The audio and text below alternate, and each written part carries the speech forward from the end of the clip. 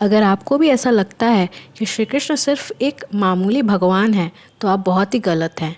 इस वीडियो में आपको सच्चाई पता चलेगी कि कृष्ण आखिर है कौन, और ये सच्चाई श्रीमद् भगवद गीता में लिखी गई है, जो श्री कृष्ण ने अर्जुन को खुद बताया है कि वो आखिर है कौन।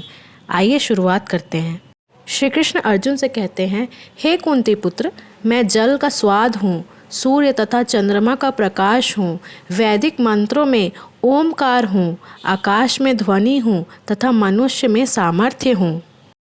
जिस प्रकार सूर्यदेव एक मनुष्य हैं और उनकी शक्ति सूर्य प्रकाश है, जिनका हम अनुभव कर सकते हैं। जब हम सूर्य प्रकाश में जाते हैं तो हमें उसका अनुभव हो जाता है। उसी प्रकार भगवान श्री कृष्ण अपने धाम में रहते हैं, लेकिन फिर भी हम उनकी शक्तियों का अनुभव कर सकते हैं। जल का स्वाद जल का मूलभूत गुण है।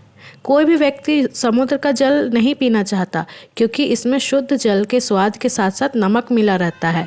उसी प्रकार जो भगवान में विश्वास करते हैं वो उनकी शक्तियों का अनुभव कर सकते हैं, चाहे उनको इस दुनिया में कोई भी मिलावट दिखे। वो अपने भगवान को ढूंढ लेते हैं और अपना अनुभव प्राप्त कर लेते हैं। श्री कृष्ण कहते हैं, इस जगत में प्रत्येक वस्तु में कोई ना कोई सुगंध होती है। जैसे कि फूल की सुगंध होती है, जल की सुगंध होती है, पृथ्वी, अग्नि, वायु, सब की अपनी सुगंध होती है। वैसे ही प्रत्येक वस्तु का अपना एक स्वाद होता है।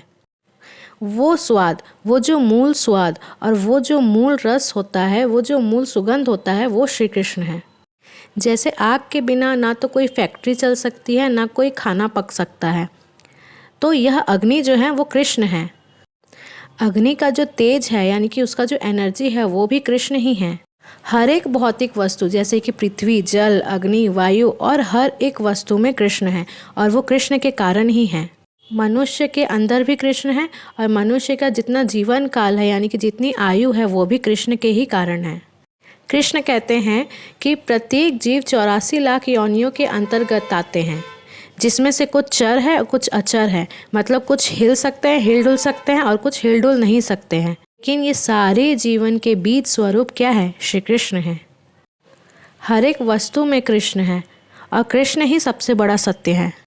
श्री कृष्ण सारे वस्तुओं का उद्गम है, वे मूल हैं। जिस प्रकार मूल यानी कि जड़ पेड़ का पालन करता है, उसी प्रकार कृष्ण जो है वो हमारे समस्त प्राणियों में, जितने भी प्राणी हैं, सबका पालन करते हैं।